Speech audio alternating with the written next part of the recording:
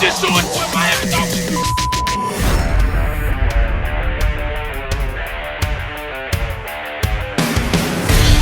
The pressure, he's in trouble. Loses the football. Touchdown!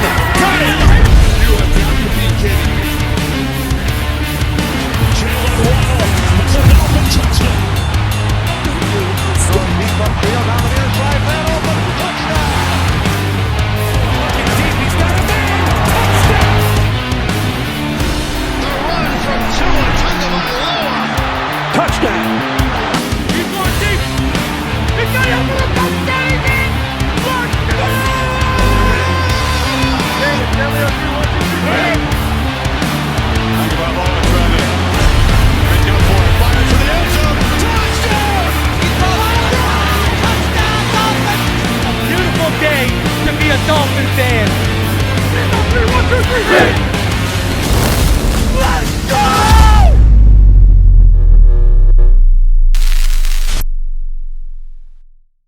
What is good, Fin Nation? What's good? It's your boy Reason, and we are back here for another one. Today, I am joined by Tyler Dunne of Go Long, who recently wrote that two-part piece on Tua Tagovailoa, and you actually might remember him because we covered it. The Chase Edmonds piece from the offseason, as well as last year, the Lynn Bowden piece, where it went into, what happened behind the scenes with the Raiders. It also went into his life at home and stuff like that. He wrote that piece as well. So, Tyler, welcome to the show. Thanks for coming on, brother. Reason, it is a pleasure to be here, man. That's a hell of an intro, too. I like that, it. We got to get some of that at Go Long TD. Beautiful.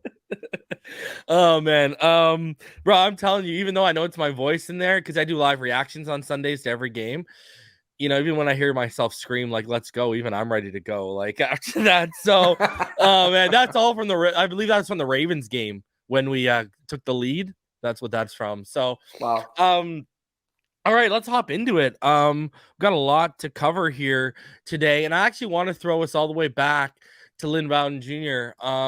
And we talked a little bit about it before we went live, because we're going to have, I know he's not around anymore, but there is going to be a lot of Flores discussion in this conversation because, between Lynn Bowden and all the people you interviewed for the 2 article, I mean, I'm sure you've heard a lot of stuff about Brian Flores, aside from what you already knew from the media, et cetera, et cetera. So we go back to that Lynn Bowden article, which I thought was a really good piece. It was really good work. I really enjoyed it. And when I found out that Lynn Bowden Jr. was disciplined, now there were multiple things that went into it, but this was one of them. The two things that went into it were Lynn Bowden Jr. He started training with Perform, and Perform had already left a bad taste in Flores' mouth due to their work with Tua. And he got banged up at training camp. And then on top of that, your article came out, and I was told that Flores was not happy from it. Remember, Brian Flores is a guy, when Preston Williams' agent went on Twitter and responded to someone who asked if he was healthy, and he said yes. Preston Williams and his agent were called into Brian Flores' office and told to delete the tweet because it was giving their opponents a competitive advantage. So this is the type of person we're dealing with here. And your article, which didn't do anything, landed Lynn Bowden in real hot water, along with his work with Perform, and he ended up basically being put on the IR when he would have been ready to go early on in the season, and especially for a team lacking weapons when we could have used them. I just want to get your thoughts on, man, you wrote that piece. I'm sure that's the last thing that was on your mind when you wrote that. There was zero controversy in that thing, and were you not shocked when you found that out? Because I know this is something you had heard as well, too. And you even asked me, you heard that too. Can you confirm that? How do you feel as a writer when, innocently you just write a great piece and you got someone like that who twists it into something it's not?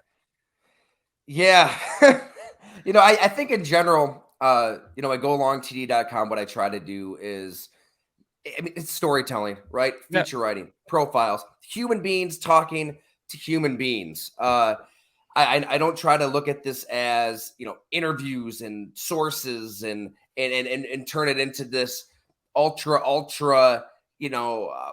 professional thing where there's a big blockade between me and a player, right? I think the fans who pour their hard-earned millions of dollars into this game. They deserve real stories. They deserve to hear what this game is really about behind the scenes. So, yeah, hung out with Lynn Bowden Jr. at his home in South Florida. Unbelievably compelling story. And if people want to check it out, it's right there on the website. Still, it's one of my most read stories because he didn't hold back in terms of how bad it really was with those Las Vegas, then Oakland Raiders, and how he was treated by, Mike Mayock, John Gruden, how they were using them schematically, but really kind of how they were treating him as a human being and almost writing him off as guilty for something before they even got to know him, got to talk to him. And if anything, I'm thinking back, it's been a while. I believe the article painted Brian Flores in a pretty good light, if I'm not mistaken, right? I mean, Lynn was excited to go to the Dolphins and play for a coach who wanted him, who he really thought understood him, got him. And I just think, Brian Flores isn't alone in this regard. There's a lot of head coaches who take themselves and the game way too seriously, and they prefer their players basically be cogs in a machine, robots, not allowed to think or speak or act for themselves. It's militaristic. It's a dictatorship. These are the kind of words that come up quite a bit when you talk to people about Brian Flores. So, I mean, I'm not shocked that he's no longer the head coach. I'll tell you that. And when he was made out to be, the second coming of Vince Lombardi, when all of it went down with him suing the league, I kind of rolled my eyes. This is the kind of stuff you hear from players quite a bit when it comes to this head coach. He's not exactly a joy to play for. Look, there is some good that comes with that style. And I've done a lot of work on the Minnesota Vikings and Mike Zimmer and how bad it was with the Vikings pre-Kevin O'Connell. And it was bad. I mean, I'm kind of going on and on here, but that's a whole other story where, the DBs, they were basically afraid of their own shadow in the fourth quarter because they knew, that it was down to the step. If they screwed up, they're going to get their faces reamed out in the meeting room the next day. If you're injured, you're kind of dead to them. He treated players as commodities too. That's the old way of coaching. Maybe that worked in a different era. It doesn't work in this era, at least outside of Bill Belichick. And honestly, I think Bill Belichick has kind of evolved a little bit with the times. But there's a lot of Belichick knockoffs out there that fail, that lose, that get fired. And I would be surprised if we see that style just sprout up out of nowhere now. I think what you're looking for is a Mike McDaniel at this point. Yeah. Right? Yeah. You're looking for a head coach on the sideline like we saw last week, telling his guys in the moment, I fucked up. Sorry. Yeah, it's my fault. It's rare. It's rare. But guys want somebody they can relate to. That was not Brian Flores. It was not. Yeah, it just it's with Brian Flores, you talked about Belichick. The reason why that worked though was Brady, clearly. You had a guy who was taking a discount. Hey brother, not only are you taking a pay cut, but he's putting up with Belichick coming in and not even saying good morning to him every day. You know what I mean? Like, not a lot of guys are built like that where they'll take that. They'll be like, yo, Aaron Rodgers would tell you to go basically F yourself and he'd be out of there. You know what I mean? And it just, it's changing. And they're like, you talked about Zimmer reaming out. I'm sure you've heard the stories of Josh McDaniels in his film sessions the day after, spending 30-40 minutes on one play, reaming a guy out in front of the whole team for 30-40 minutes. You know what I mean? Like, and look at how that's going in Vegas. I mean, anyways. I think guys just want answers, right? Like, how are you going to help me do my job better? Let's figure this out. And not only that, I think they want coaches to take accountability too. Like, it's not only the players that screw up, right? Like, right. Coaches screw up too. So anyways, let's keep it going before we get into his stuff. Chase Edmonds. He said something key in your article too, that you did on him, and I just wanted to talk about it because I know you've watched some of the Dolphins and you've talked to some of the Dolphin players, obviously for the Tua stuff, and I want to get your thoughts on what he said and kind of basically remind you of what he said and see if that still rings true after you've talked to some players since. He talked about how special this locker room was and how it just felt different in your article. And he talked about how he's been in all these locker rooms and this one just felt different. Now, Chase Edmonds, God bless him, is no longer here because he just was not a fit at the end of the day. And that's another thing I got to say too. Look at the lack of ego of McDaniel to say, I screwed up. That's a guy I wanted. Go get him out of here. Bring in Jeff Wilson. I know he'll work. Brian Flores would have kept trying to fit the round peg in the square hole, right? Just because of that guy never admitted he was wrong, right? Anyway, so side note, but now that you've talked to some of the players for the Tua stuff, et cetera, do you see what he's talking? And you've watched us. Do you see what he's talking about? Does this, because you've heard what they talked about with Flores. Now you've heard with how they are under McDaniel. Did you get that sense that this locker room does feel a little special and united? Because even as Dolphin fans, on the outside looking in, this is some camaraderie we haven't seen in a long time. Yeah, and it manifests in so many different ways, right? You need the talent, obviously, because if you have a bunch of bums that are happy, you're probably not going to win a lot of games. They've got the talent. They make the trade for Tyreek Hill. They develop Jalen Waddle. They make the trade for Bradley Chubb. I mean, Tua Tagovailoa takes this gigantic step. But I do think there is something to just waking up in the morning, being excited to go to work. And that was, I didn't really get to know a lot of these Miami Dolphin players, during the Flores years a little bit. But it really reminds me of how the Minnesota Viking players talked about Zimmer, and that they'd wake up and it was just a dread, a doom, a gloom. Like just, going to work was just a drag because you just knew it wasn't going to be fun. And you've got a head coach in Zimmer who sees that he's, getting talked about being fired, and his name's in the headlines for the wrong reasons. And he's telling his assistant coaches, I just don't get it. They want me out of here. And some of these coaches are thinking, hey, dude, like, you've got a guaranteed contract. You're gonna be fine. Like, you get to go back to your ranch. When you cut a player, like, his livelihood is uprooted. He's moving his family to a new city. If he's lucky, he might have to look for a new profession. So there are coaches who just don't get it. And then are they not self-aware, Tyler? Are they not self-aware? Like, do they think, like, do they not, are they just not self-aware in the sense of, like, because you're talking about Zimmer, and I know you're seeing the parallels between Zimmer and Flores. Are they just not self-aware in the sense of they don't think they're treating anyone any wrong? I think it's endemic of the profession and how it's been for years and decades. I mean, these guys, they're damn good football coaches, right? I mean, Flores and Zimmer, they can coach up a defense. And I think cut from that cloth, it's like you're almost you kind of become robotic yourself. I mean, you're looking at a screen with a clicker endlessly, right? You're sleeping at the facility nights on end. You're cut off from your family, your friends. It's just a weird profession. It's a crazy profession. And it just kind of takes on a life of its own. And they would hear the word militaristic and think of it like in the best possible terms, right? Like you're building this well-oiled machine. Yeah. I think you can build the well-oiled machine, yet still treat your players as human beings. Do what McDaniel does in those summer practices, right? Where you have a player wins practice player of the day. He gets to pick the music the next day. Like something small like that, it goes a long way. Yeah. Something small like his interactions on the sideline, admitting a mistake, whatever, that goes a long way. I love the side-by-side mic'd up versions of Tua with Flores and Tua with McDaniel. It's like, oh my, it's like watching two totally different networks, let alone TV shows. You need the talent, obviously, and you got to be smart schematically. I mean, you got to know what you're doing offensively.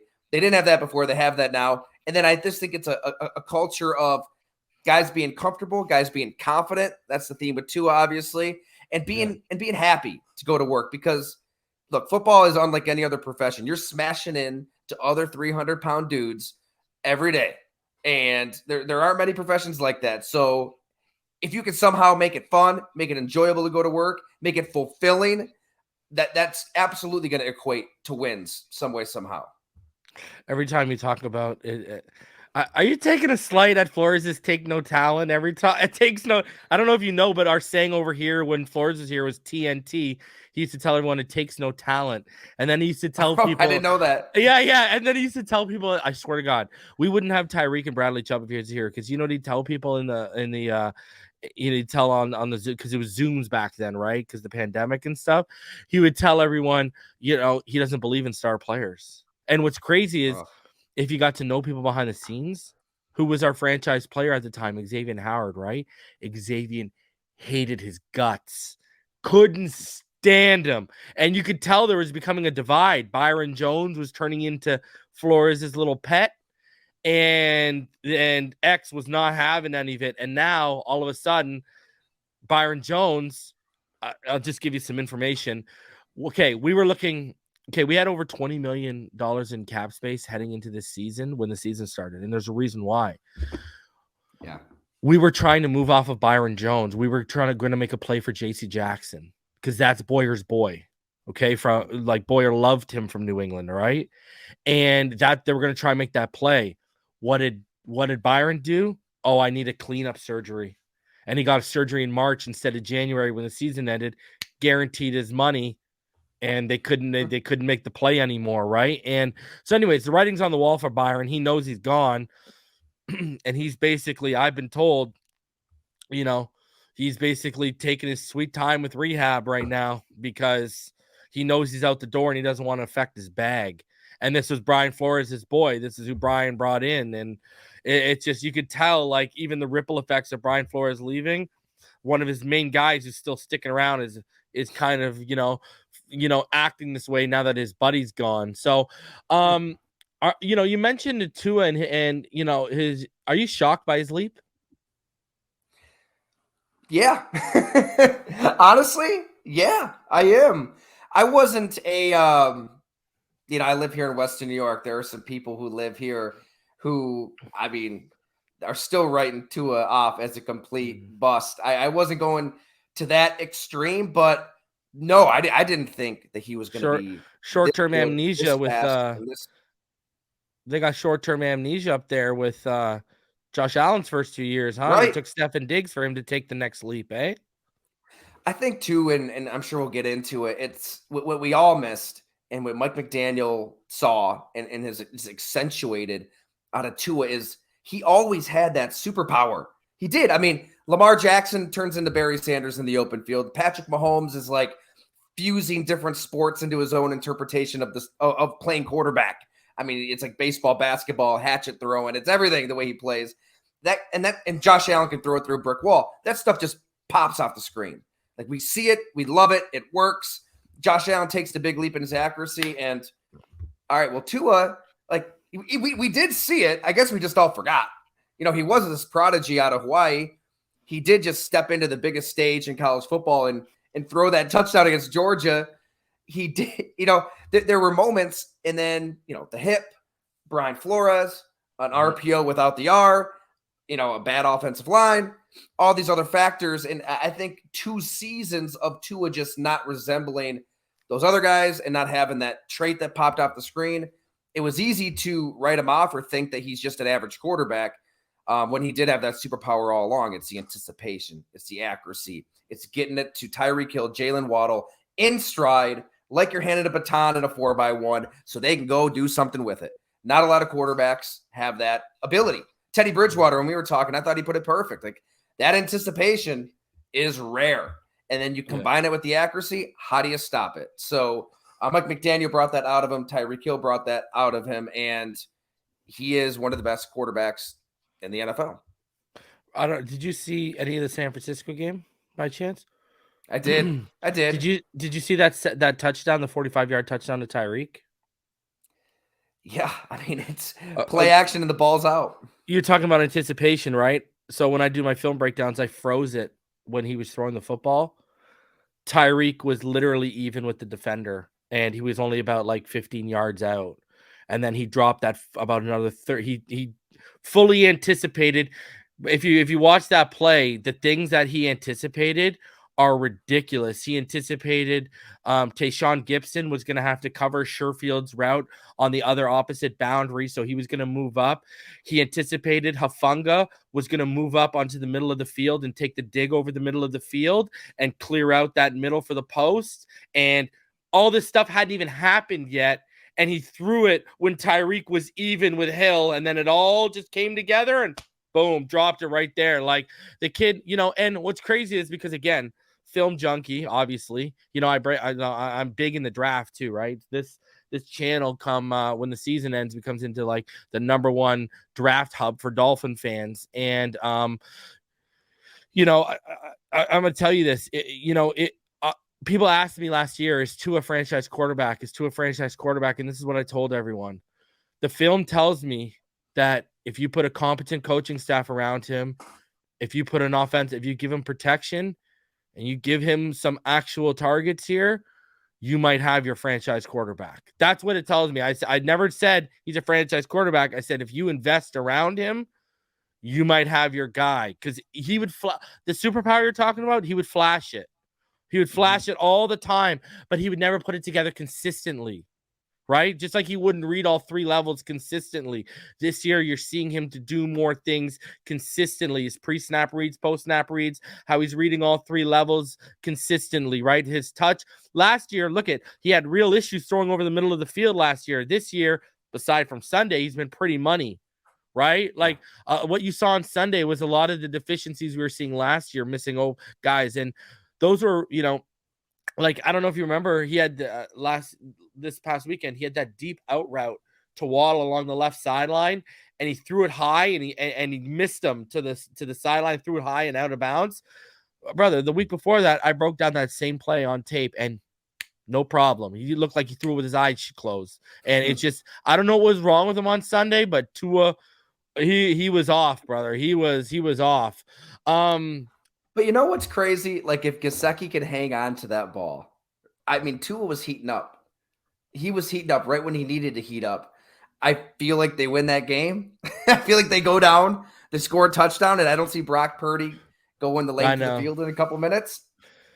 As bad as he was for 3 quarters, mostly, that's what's nuts crazy about the sports, a game of inches. If you watch the All-22 and you watch from I call it the God view, but the field goal post view, right?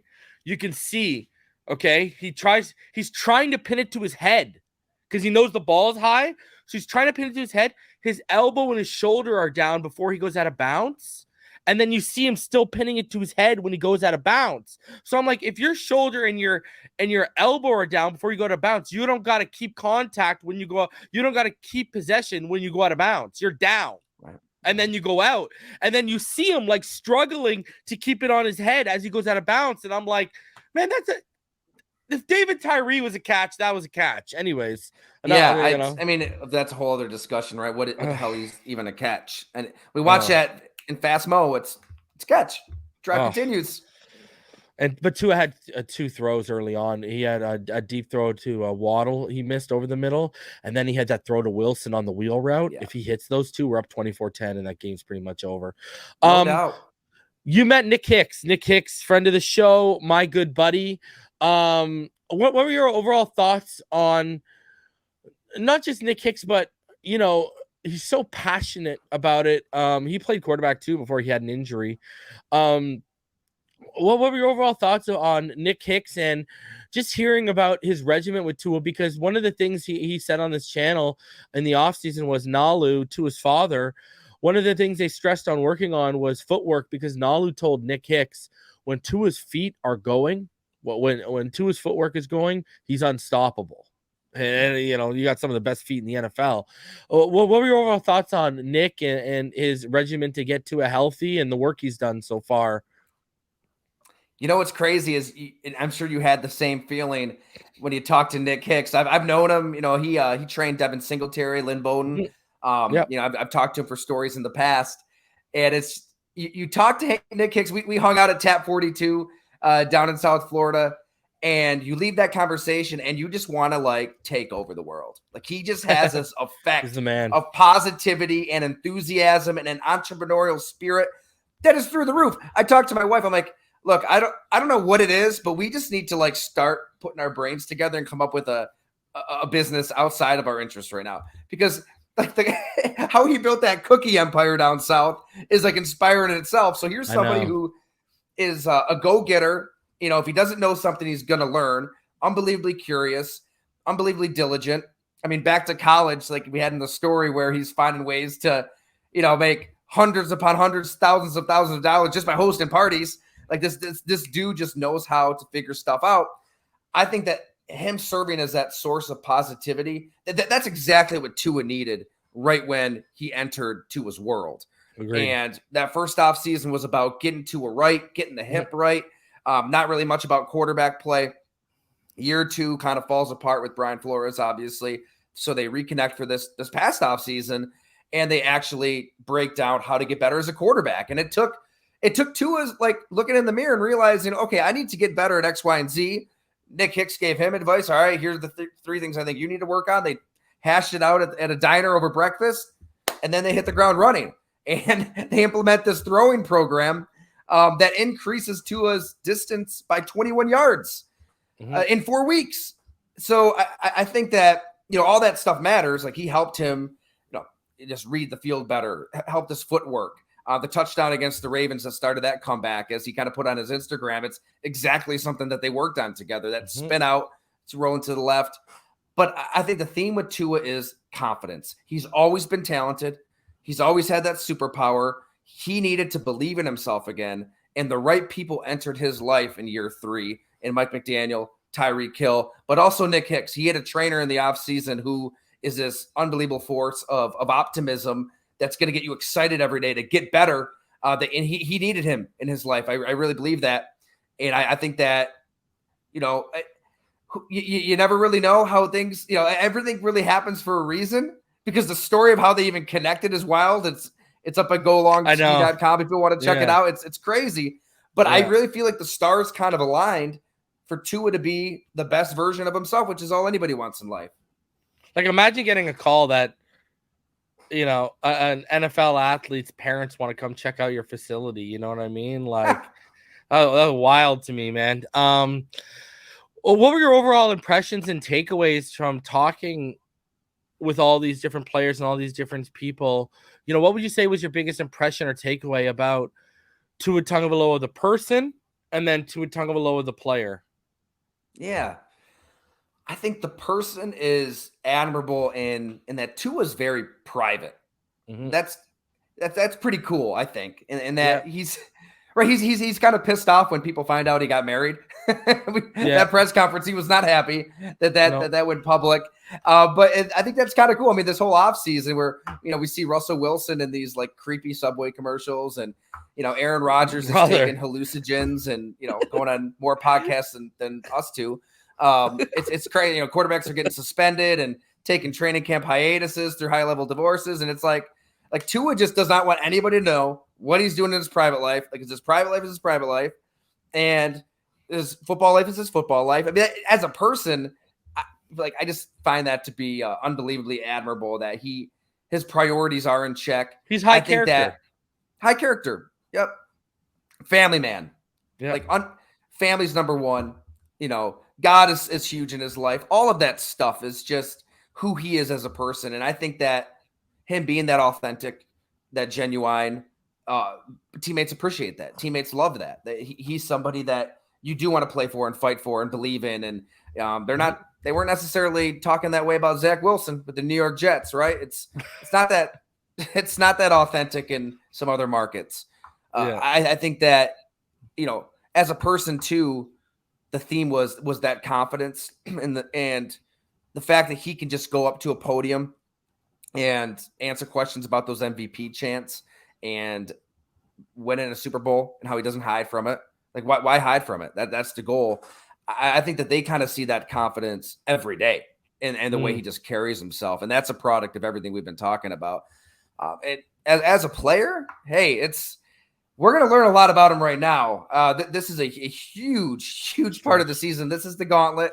You got the Los Angeles Chargers, and then you travel to Buffalo. Look, hey, the weather, it might be bad. It might be good. Things change here. A couple weeks ago, we had 80 inches of snow. These last couple of days have been beautiful. Who knows what the weather is, but I think that is when we're going to find out about Tua. Look, he's a good quarterback, potentially a great quarterback. He's answered so many questions. But this is when he's got to win, because they've got the talent. They made the moves. They've got the offense. If he can come into Buffalo and win in Buffalo, I think there's even people here in Buffalo that are going to have to change their tune in a hurry. And Nick Hicks put it perfectly. Like, Tua ain't scared of shit. I think he's way tougher, too. Maybe this is the answer to your question. I think he's way tougher than he gets credit for. Oh, a lot of 110%. that Samoan heritage, so much of it is where he's from. And look at how he's been around Nalu his whole worked life. him. Look at how Nalu worked him coming up. Like, see, that's how you want me to be honest with you? You want me to be quite frank with you? I'll be frank. This is how I knew Brian Flores was a piece of shit. Is because you knew Nick Saban, hard ass. Nalu, hard ass. You knew they worked and expected greatness. They worked Tua to the bone and they expected greatness. We've heard the stories. While Tua was watching other kids go to the beach and play, his dad was saying, okay, let's go to the beach, bring the football. You're going to be running drills in the sand. And people don't realize how hard it is to run drills in the sand. That's the next level. And this guy was doing it as a kid. So Tua was never afraid of hard work, of putting in hard work. Tua was never afraid of, none of that ever affected Tua. It was the person. It was Brian. Listen, I'll take. If people want to come at me for calling him a P.O.S, that's fine. But that should tell you all you need to know. Tua has had nothing but tough coaches, starting with his dad, who expected nothing but greatness. They would accept no less. Look at Nalu, man, because I know people who are in the box. Man, I've heard when Tua scores a touchdown, Nalu doesn't even flinch. Right. When there's a big play, Nalu doesn't even flinch. You might get a golf clap at best, but it's back to work. We got more to play here. You know what I mean? Like, and I mean, if that was my kid, I'd be like, yeah, you know what I mean? I'd be like, everyone would know my kid scored, right? So, that's why I never, when people were like, oh, maybe Tua's too soft. I was like, that is the biggest load of bull crap I've ever heard in my life, man. So let me ask you this on the flip side. I couldn't agree more, by the way. I mean, that's definitely a big theme in the series that we have up. It's like, he's always been mentally tougher, physically tougher than anybody realized because of the coaching, because of his upbringing. That was never the issue with Flores. It was just about treating people the right way. He wasn't talking to people as adults. Exactly. Yeah. So let me ask you this. You talked to all these players with the Dolphins, who were formerly with the Dolphins. Because you know what's crazy? You've even heard new players, and not necessarily in your article, but even Tyreek's taken shots at Flores. You've heard new players who have come in the building and taken shots at the old past regime. What were the impressions you got when you talk to players about the Flores Tua dynamic? I mean, because, I don't know if you remember it, but last season there was one play where Tua came off the field and everyone made a big deal about it. And everyone tried to lip read what Landon Roberts said to him. But Landon Roberts patted Tua on the back and it looked like he said to Tua, it's not your fault. And everyone thought Landon Roberts, because he came from New England, that was a Flores boy. And it was the first little crack of it looked like a player on the defense was supporting Tua over Flores publicly. Like, that was the first time anyone started looking into it. What were your impressions from what the players said about their dynamic when you came away from that article? It wasn't good. I think everybody, we could see it from home. If we can see, not forget smoke, we're seeing the fire. At these press conferences, it's pretty obvious that he really isn't a fan of his own quarterback.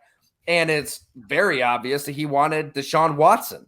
And so I think publicly, when we're all kind of putting two and two together and that Brian Flores doesn't want Tua as his quarterback, he wants Deshaun Watson, the players are seeing that and feeling that.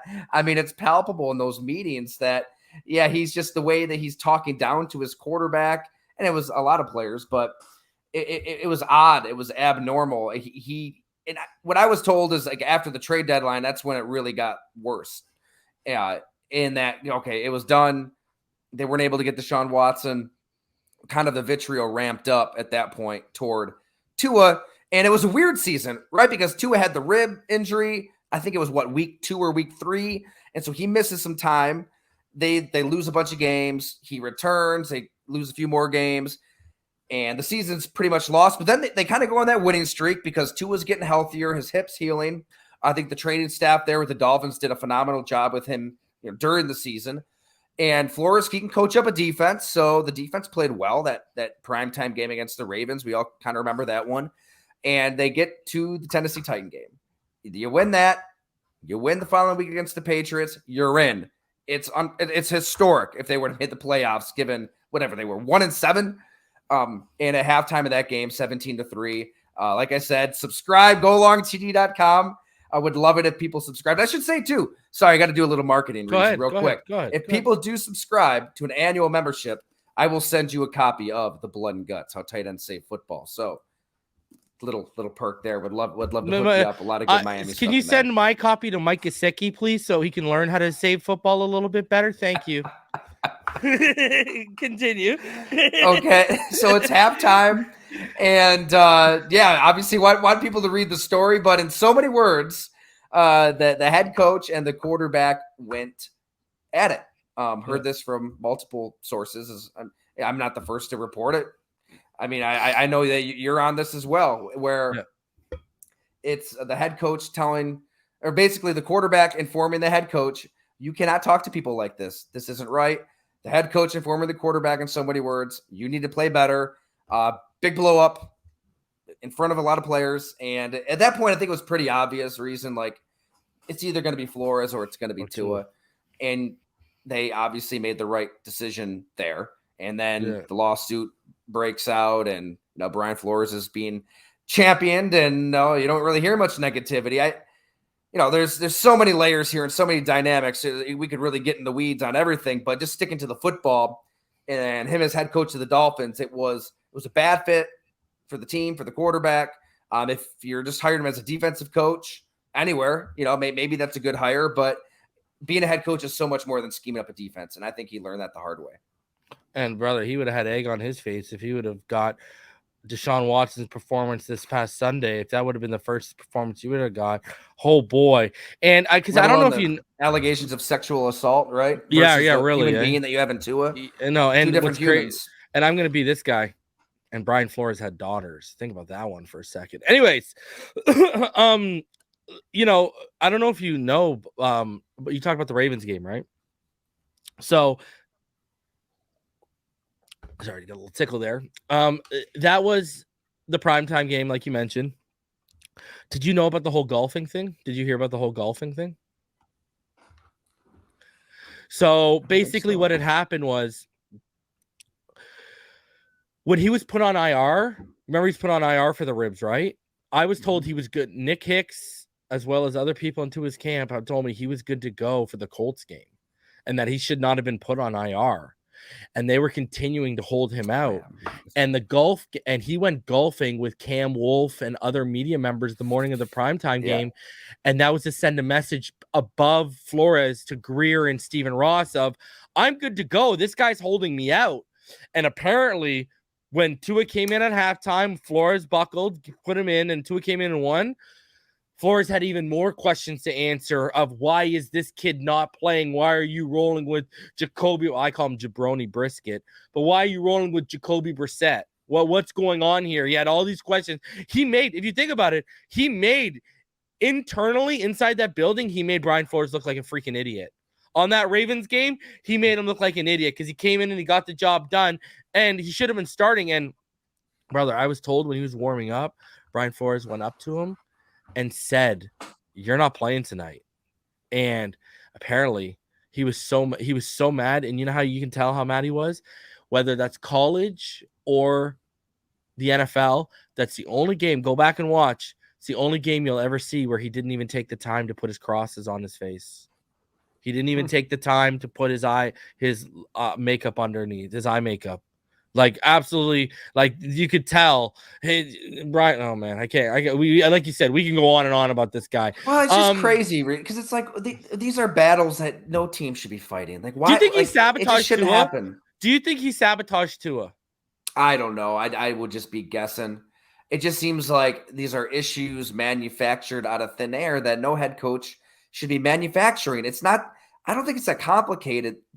Try to put your quarterback in the best situation to succeed, to accentuate that gift, to give him confidence, to do all these things. I mean, even when you look at the roster, like him not wanting star players, that's insane. What helped Josh Allen reach the next level was Stephon Diggs. What's helping Jalen Hurts reach the next level? A.J. Brown.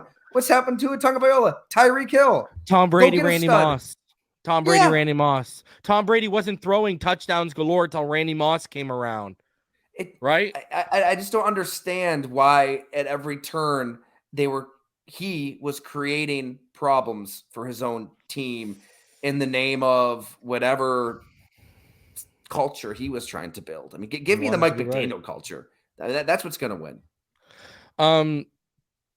Interesting part of your article, and I want to get your how truly impressed was Warren Moon with Tua when you spoke to him? Yeah.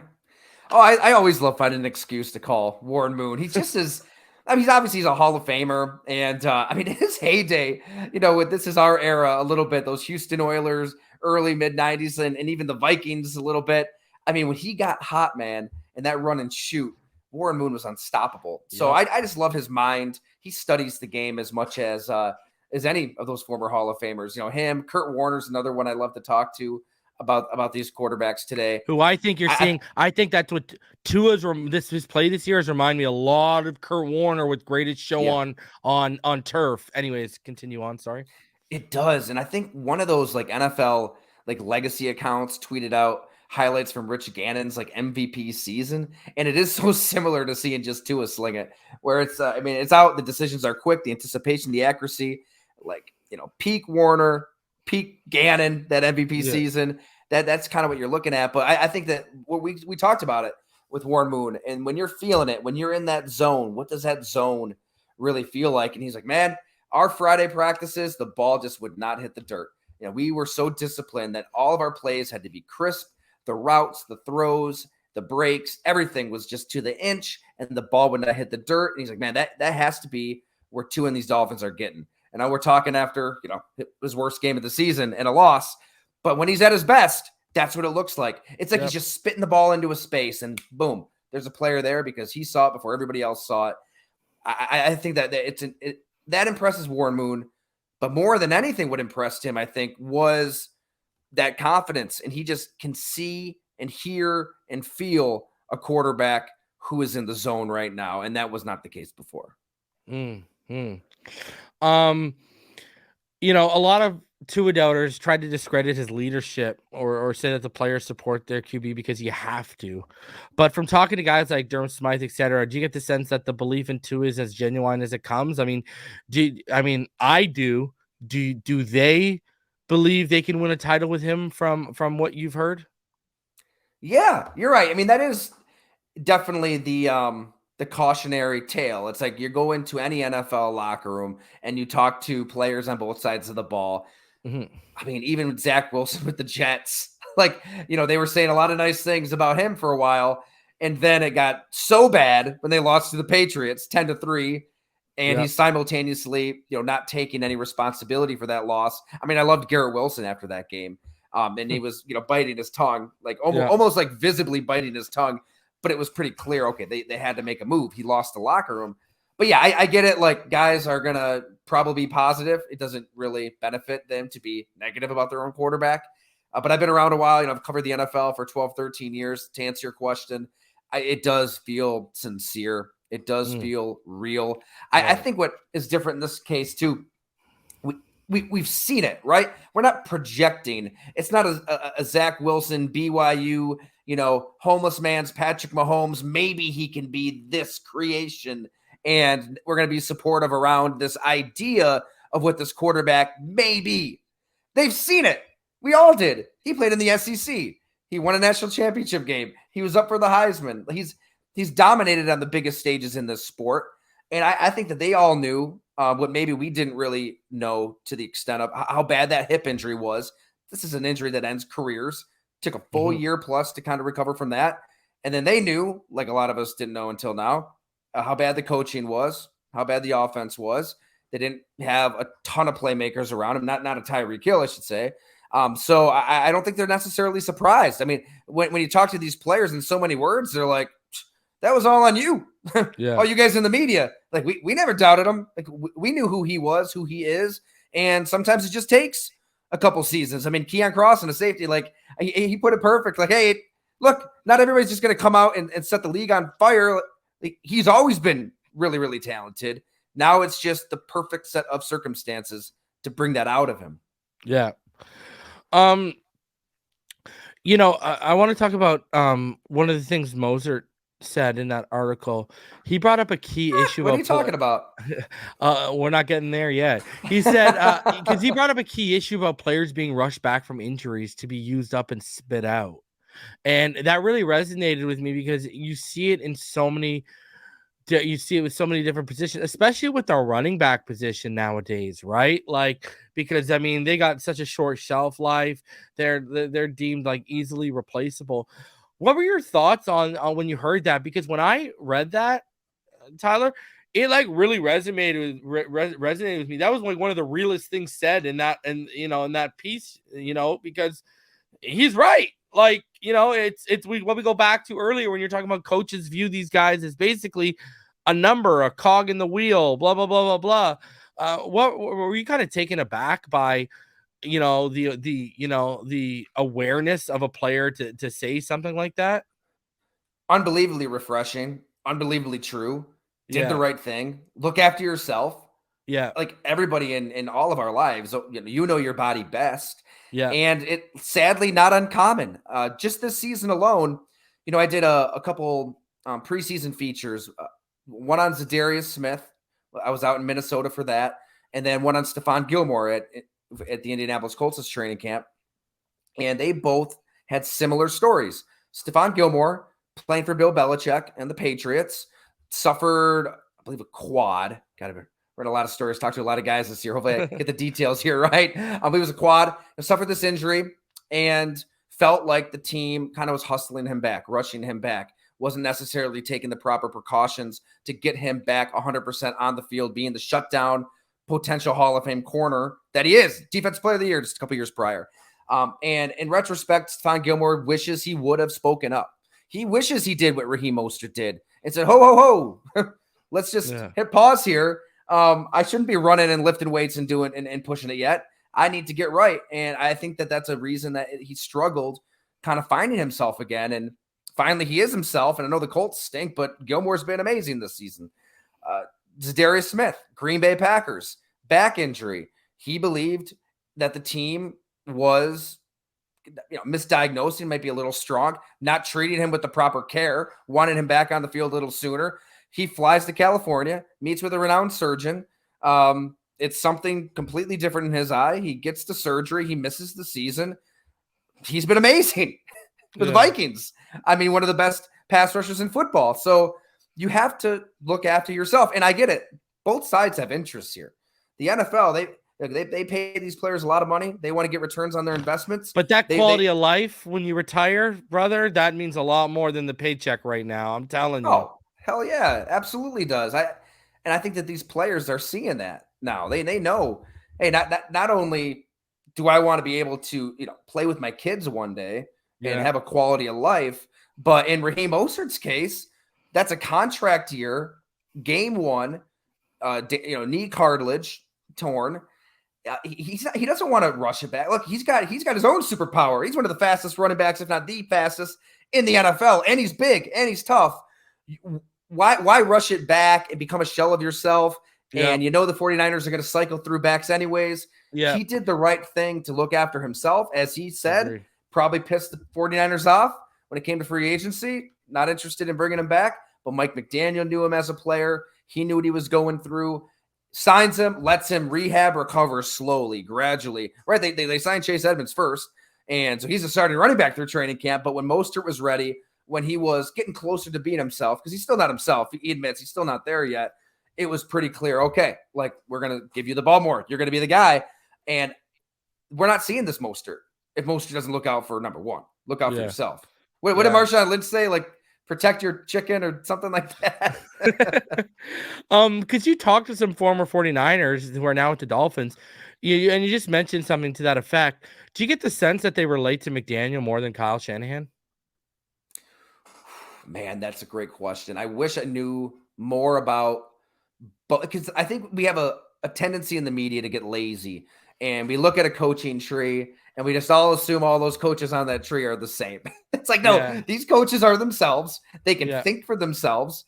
They can treat players differently. And with Kyle Shanahan, it's not necessarily a secret. Look, innovative genius, the son of a 2-time Super Bowl winner who I actually talked to for the Blood and Guts, Mike Shanahan. What he's done with the zone blocking scheme himself, taking what his dad, basically built with Alex Gibbs and just tweaking it and creating these different blocking angles for George Kittle and wide receivers.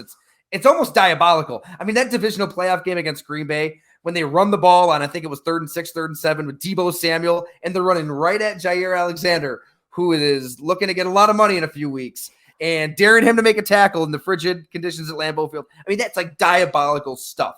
So, unbelievable coach. It's also, his practices are very hard. And there's a lot of good that comes with that. Like you build a callous team for January. Look, January comes around. The 49ers are tough. Pound for pound, they've got dudes that will drag you into the back alley and beat the hell out of you. But I wonder what's that fine line, because their guys are always getting hurt.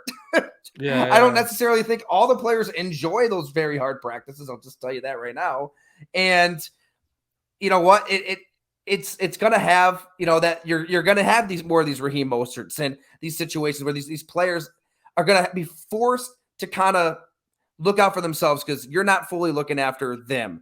And it's I hesitate to just say that it's a terrible way of doing business and the Kyle Shanahan should be investigated. I'm not saying that because, hey, there's a lot of good that comes out of practices like that. They've got a tough team, but I think all coaches got to find that fine line because it's not the mid-'80s, the mid-'90s, right? Junction boy. It's not.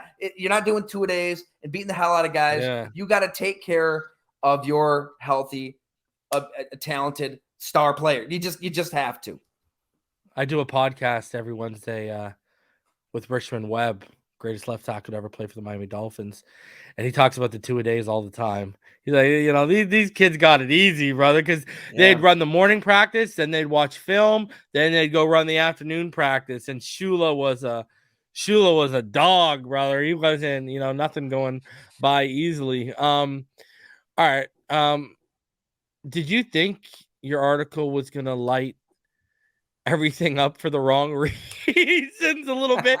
Because hey, Tua brings the clicks, we all know that, but the Raheem Mostert popped off, and you know what? Listen, so if people don't know, in the article he said, in regards to comparing the Dolphins to the 49ers, he said we have way better talent here, in talking about Tua.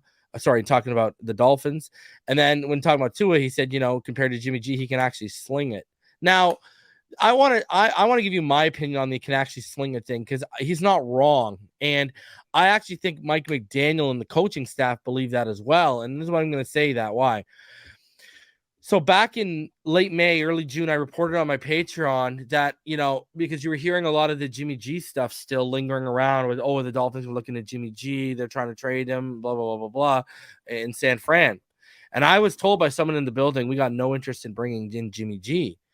And so I said, okay, well, why do you have no interest in bringing in Jimmy G? And they said to me that Kyle Shanahan and McDaniel actually took stuff out of their playbook that they were running in Atlanta with Matt Ryan when he had his MVP season, because they couldn't do a lot of the stuff vertically that they could do with Matt Ryan and Tua that they could do, that they couldn't do that with Jimmy G, right? Because Jimmy G doesn't have that anticipation. He doesn't have that touch. I mean, you remember the Emmanuel Sanders throw when he overthrew him in the Super Bowl. He makes that throw, that game's over, and the Chiefs probably don't even come back, right? You just can't go vertically with him like that. Well, I was told, listen, we've installed stuff that we were running, that McDaniel was running in Atlanta. They got no interest in a guy like Jimmy G. So what Mostert said, he's actually 110% right. I mean, I don't care what any 49er player. See, that's where I think 49er players were defending Jimmy G because they had to. Now, we have talent here. Did you notice on that first touchdown with the Sherfield slant, did you notice Mostert was in the end zone jumping up and pointing in the 49ers faces? And I'm thinking, brother, when your second piece of that article came out, you know what I said to everyone? I said, why are you giving these guys chalkboard material? What are you doing right now, right? And I think that's why you got the reaction you did, because Raheem realized, oh, crap, I gave them chalkboard material, and that's it. And then you saw Deebo after the game said, well, I thought they had more talent, blah, blah, blah, blah, blah. So, I mean, if you want to give thoughts on it, knock yourself out. But because I don't want to put you in any precarious position, because I know what that did. But you know what, bro? He actually wasn't lying. Now, I do think with the talent thing, I think they're actually talent-wise, I think they match up perfectly with us. I think they are, I think that's a team that's going to sneak into the NFC Championship potentially again, right? Like, so I wouldn't go that far with the talent thing he said, but when you talk about Tua actually slinging it, and compared to Jimmy G, he's 110% right. Not even close. Not even close. I mean, it's the Kyle Shanahan, John Lynch, and the 49ers basically gave away 3 first-round picks for Jimmy Garoppolo's replacement. Yep. They don't think he can sling it. They don't. If they did, they'd be showing some more belief in him. I mean, look, Raheem Mostert is an unbelievable human being. I got to know him for a Bleacher Report story ahead of that Super Bowl you mentioned when Garoppolo couldn't hit Emmanuel Sanders when he's having that great playoff run. Mostert was a beast that playoff run, right? He goes for 220 and 4 touchdowns against the Packers in the NFC Championship game. Yeah. And then we got dinner at, I believe it was called Fleming's out there in the Bay Area. His story is unbelievable. I mean, shot himself in the foot as a kid. Had a dad that like shot his brother, and what he's been through in his life, what he's been through in football, getting cut, a million times over, and keeping those teams and the notes app on his phone as motivation. And then, by the way, the conversation started with, yes, the 49ers are in that notes app. It's an unbelievable story. So, obviously we're talking about Tua, and we start talking about him and how he ended up in Miami. I'll just say this. Nothing was taken out of context. I mean, this isn't the first time something like this has happened. Like, where a player says something, Twitter explodes. They get a lot of backlash and feel the need to say something. And I don't fault him for that. The last thing I wanted to do was get into some piss and match, some he said, she said. Yeah. I mean, obviously, have the recording. We had a conversation. I've, wrote it perfectly of capturing the scene there. Jeff Wilson's locker is right there as well. And he had some things to say. They were unbelievably motivated, just like anybody would be. Why didn't we give him the ball, Tyler? Right, or didn't want you, and now you get to play that team soon. I think that we take ourselves way too serious sometimes. That this is a game. This is a sport, right? It's not life and death. We're not talking about nuclear codes here with the Russians. I mean, it's football. It's a guy playing his former team. I mean, this is a huge reason. Look, I mean, I did put a tweet out there. Once it kind of made its way, I'm like, all right, you know what? I'll share it myself. That was obviously a big part of that second part that is going to elicit a reaction. So I shared it, and it takes off. Did not think it would take off like it did. Honestly, I did not see that coming. The 49er faithful blew up the old mentions. But this has happened before. I'm thinking back. I mean, I did a feature on Nickel Roby-Coleman ahead of the Super Bowl before that when they played the Patriots. And like Mostert, unbelievable life story that he has. And he had some words for like Tom Brady that kind of had a similar effect. He's probably catching stuff from, both sides. And so, like I said, I don't have one negative thing to say about Mostert. I got to ask you though. Awesome guys, and they're honest. And I appreciate their honesty. And I think he's right on both accounts. I gotta ask you this though. You talk to those guys, because I'm still amazed that we didn't. Would you not have fed them the rock against the Niners? Like, I would have been like, here, boys, you guys got the chips on your shoulder. Run with it. Run. We ran the ball 8 times against the 49ers. 8 times. Do you know what Fred Warner said after the game? That they didn't expect us to run, so they just focused on dropping into coverage on us. Like, come on, man. Like, run the football. Those guys would have ran with purpose, like Mostert was averaging 4.3 yards per carry. Right. The game kind of got away. Like the play script probably kind of, I mean, it wasn't like they were getting blown out. So I'm with you. No. They probably should have ran the ball more. I see both sides, because it's like part of you just wants to go down swinging with Tua, Tyreek. Kind of forget about Jalen Waddle, right? I mean, you're missing one of your best players out there. That was huge. Yeah. So yeah, you're probably right. Like, let him get their revenge by giving him the ball. Exactly, brother. We're only supposed to do a half hour. This turned into almost an hour. I appreciate it. Let's go ahead. Do your plug again. For the site and for the book. I encourage everyone to go and sign up to go long.